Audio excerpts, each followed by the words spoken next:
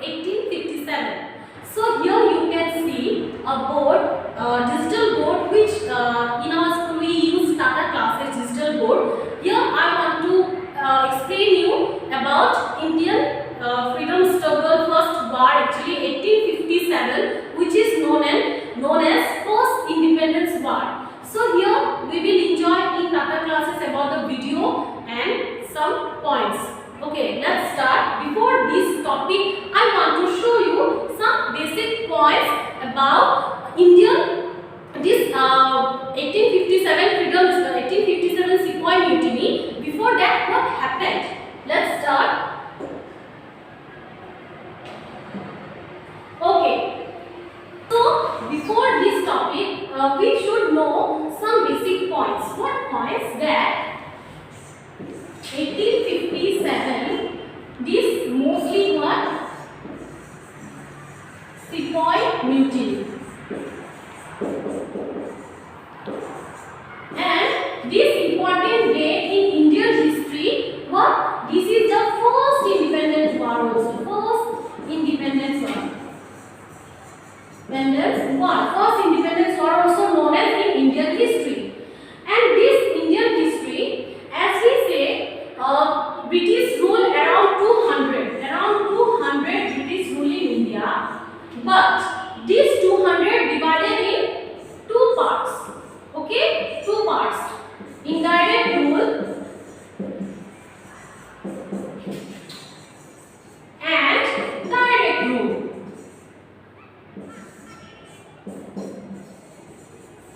So these two parts divided, indirect and direct rule.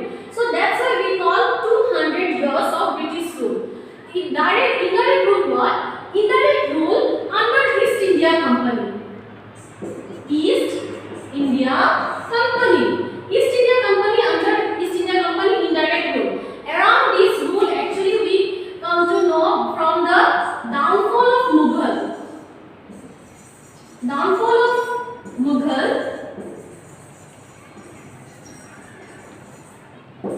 to this date, Sepoy Mutiny, 1857. This is East India Company rule. This.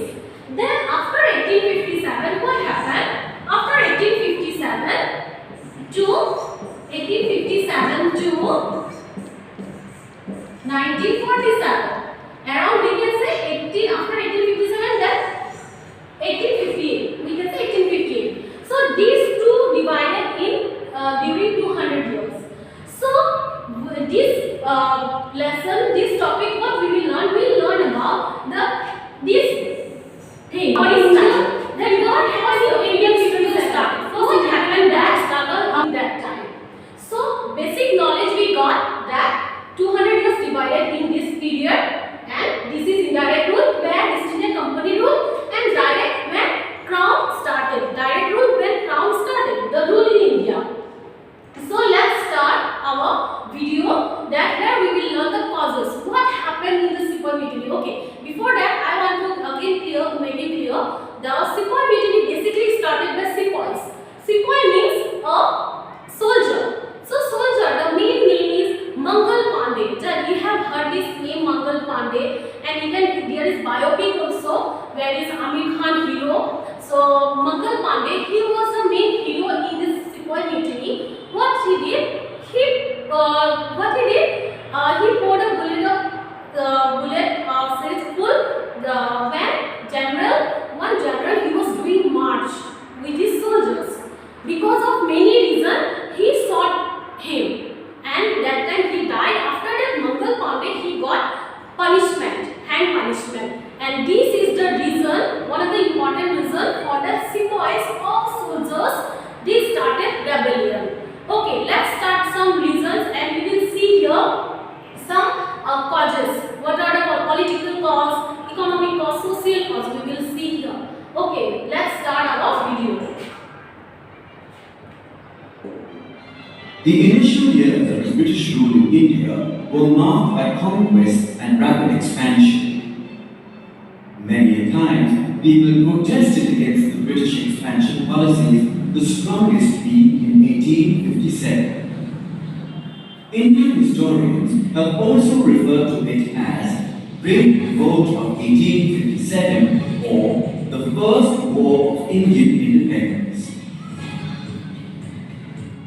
Let us walk down the pages of history and find out the various political and economic reasons for the First War of Indian Independence. Okay, so here introduction, as already I have given introduction, so here is given, this is what Indian people and British people. So this war happened between Indian and British people. So let's start again. The British East India Company arrived in India with the aim of gaining and expanding its political power in the country.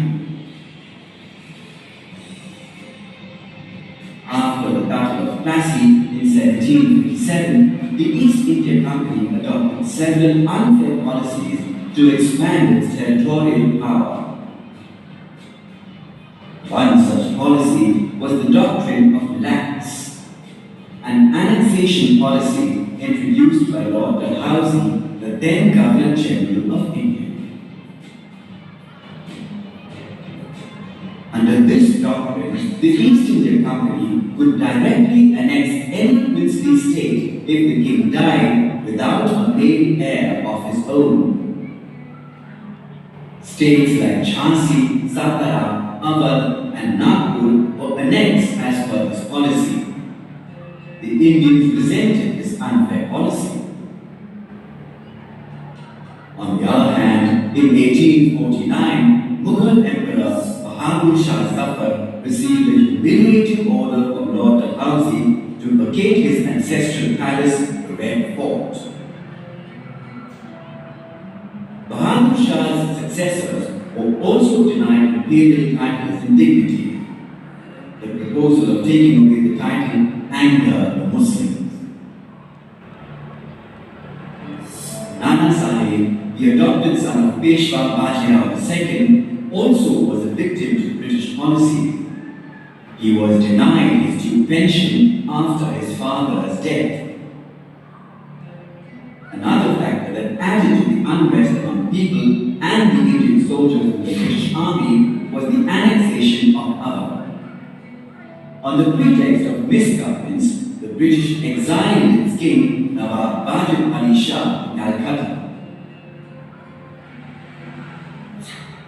After the annexation, everybody, including the Indian soldiers who owned lands in Awadh, was forced to pay higher taxes.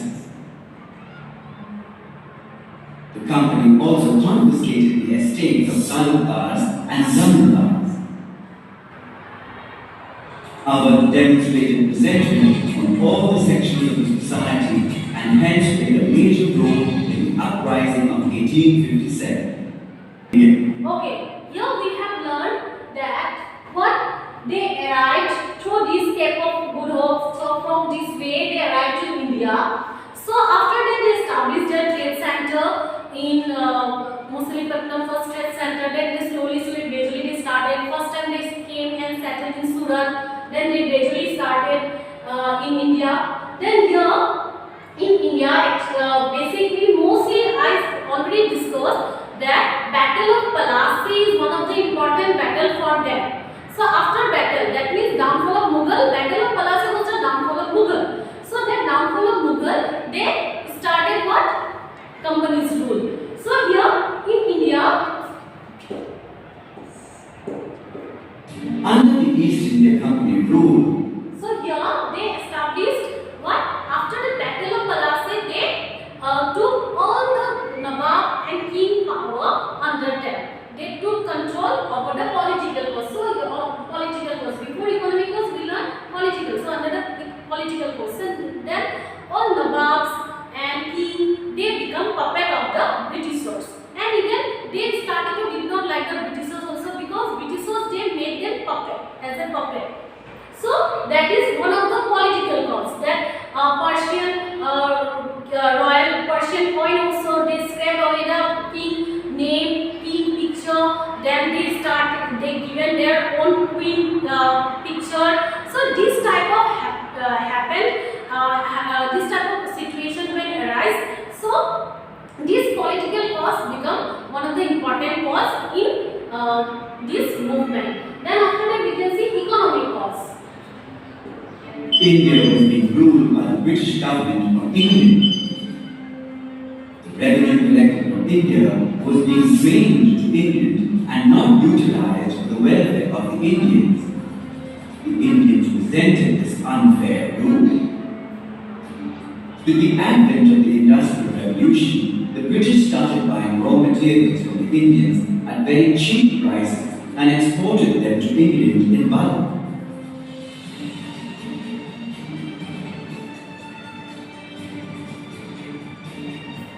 The product. Okay, in between this economic cost, you can see here in map that from this way, as we know that time no air transport developed. So water transport used, they use very efficiently to collect raw materials from India to England, and this made our Indian people economically suffer.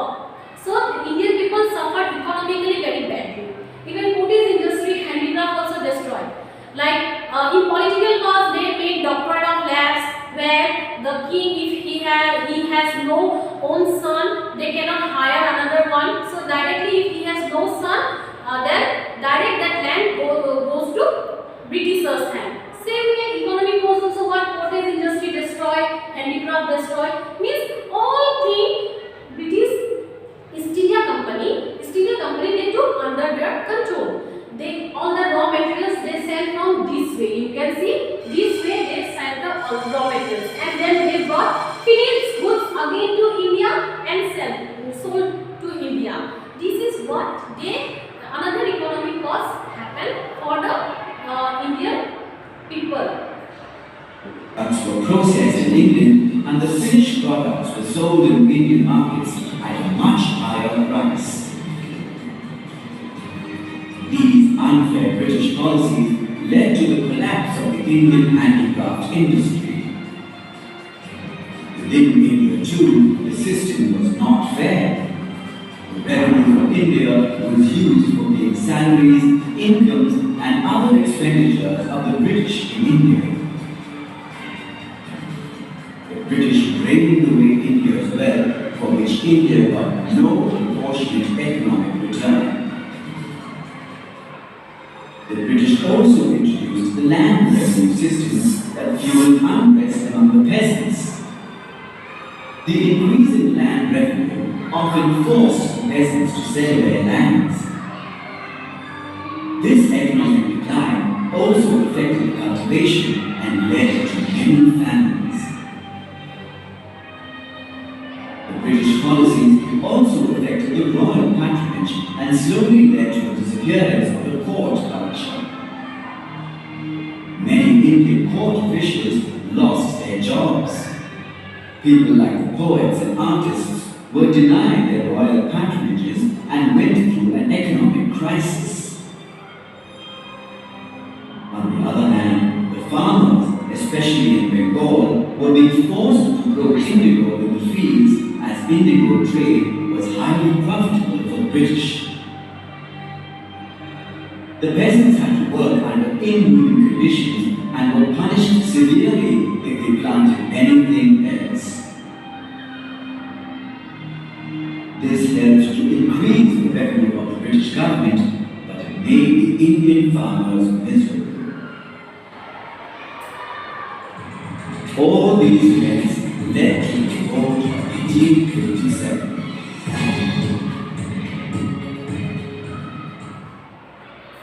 Okay, here first point we got political and economic cause.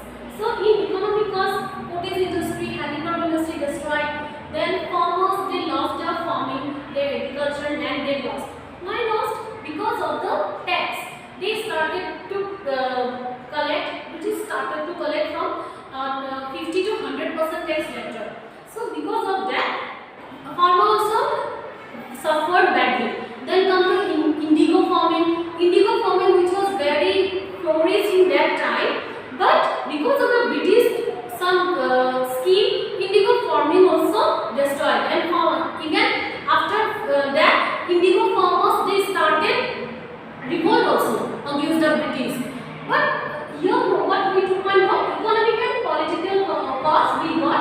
also one of the important reasons for the revolt of 1857. Let's see another causes.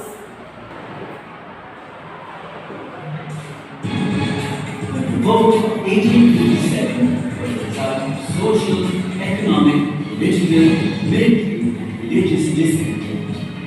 Let us go through some of the important reasons that triggered the revolt. Some of the Indians did not appreciate British interferences in their social customs, sati and caste system, which was based on the four varnas. Furthermore, British campaign for women's education and the introduction of the Widow Remarriage Act angered the orthodox Hindu society. The Indians also had apprehensions about the modern innovations such as railways and telegraphs. There were rumors that telegraph posts were built to hang Indians who were against the British rule. But the introduction of railways was believed to be one of the attempts of the British to defy the Indian caste system. The higher caste Indians refused to share the same compartment with lower caste people. The British also ill-treated Indians and called them barbarians and niggers. These cruel acts of discrimination fueled a rage of anger against the Indians. Moreover, British land revenue policies created an unfair social system in which the rich zamindars took advantage of the poor farmers. When the cultivators were unable to pay arrears of land revenue and interest on debt, they were tortured and sometimes imprisoned. So here we have seen that some other causes like education. When they established Western education, this is also became one of the important cause for the national awakening of the people. Like Western education, where earlier before that, our Indian people, they were taking what religious education, basically like gurukuls, madrasas, religious education they were taking. So after that, what happened? We established Western education. So this Western education given lots of important knowledge to the people, and with this Western education, they also introduced some women education. They also women education, which also given some knowledge, more knowledge to the women, and it led to the destroy of evil things in the society. Evil things like sati pratha, dowry pratha, child marriage, this everything they destroy. Like Raja Ram Mohan Roy, then with the other British helpers, they started to abolish these evil things from society. This is one of the reasons that people, mostly orthodox people, they did not want to take Western education. That they don't want to solve this one, means take this one in Western education. Then after that, you can see farmers' tax, paying tax also, and operation of farmers, cottage industries. This led to the 1857 revolt. Means basically not only one point, it made many points which led to the 1857 revolt. Here we got some points like Britishers, they used all the farmers, other people as slave this way. So oppression of poor people had no rights. They oppressed by the Britishers, no rights. Even Jamindars, they were living at least good life, but poor people, farmers, they led a very bad life, miserable life. The British government criticized some of the local beliefs and customs and opposed idol worship. They in turn promoted the Christian missionaries. However, some of the Indians feared that the missionaries would convert them to Christianity. the traditional way of education was also being replaced with Western education. This was looked upon by some Indians as a way of encouraging their children to accept Christianity. Besides, the religious sentiments of Indians were also hurt when the British imposed taxes on lands belonging to temples and mosques. Okay, here you can see taxing religious places. Religious reason, one of the important reason that Christian missionaries, when they started to establish, they wanted to give education with that Christian education. What we got in this topic, that they encourage the people to accept Christian missionaries education. Basic thing that at that time mostly people follow caste system, and that caste system led to some lower caste people were Dalits, lower caste people. They got some positive way from the Christian missionaries, and this made that people, mostly lower caste people, they started to convert or taking Christian, Christian, and even they encouraged to take Christian missionaries education after Western education developed. So these are what some people who are upper caste people, they become angry because of this conversion, and also they made what? British made what? Tax. They started to collect tax from the religious places. That is also made angry the upper caste people and mostly Indian people. So this conversion is one of the reason, and taking tax from the religious place disease. So this is one of the important religious reason for which the people of Indian people which got anger, started to show anger against the Britishers. Let's see another point. The Indian soldiers were deprived of rewards and privileges unlike their British counterparts. Indian soldiers were also deprived of promotions. Subedar was the highest position given to an Indian sepoy. All other higher positions in the army were reserved for the British soldiers. Also, the salary structure was unfair, wherein the British soldiers enjoyed 8 times the salary of the Indian soldiers. To add to the misery, the Indian soldiers were often asked to serve in areas away from their homes without any extra payment or additional allowance. Okay, in military course we have watched the video that in military course the Indian sepoys, they did not get a good post. All the high level posts covered by the Britishers. So that is one of the reasons that Indian sepoys, soldiers, they always got lower allowance, salaries, and lower posts, even all the high posts, good salaries, all the profitable things got by the Britishers. This is one of the reasons, and even you can see deprivation of allowance, all the privilege got by the Britishers. So this is no extra payment granted for working in areas away from home. That is also one of the reasons. Away from home, if they go, there no extra allowance they get, no payment. So these are the discrimination. Actually, these are the discrimination which our sepoys, Indian sepoys, they faced that time. One of the important reason is military cause. It's come under military cause. The most important cause that triggered the revolt of 1857 was the use of greased cartridges in enemy rifles. Rumors spread that greased cartridges were made of cow fat and pig lard, which hurt the religious sentiments of Hindu as well as Muslim soldiers. At one point, Mangal Gandhi, a soldier in Barrackpore, refused to use the cartridges and attacked a British officer. This action cost him his life. He was sentenced to death on April 8, 1857. Mangal Pandey's death triggered a very serious in India.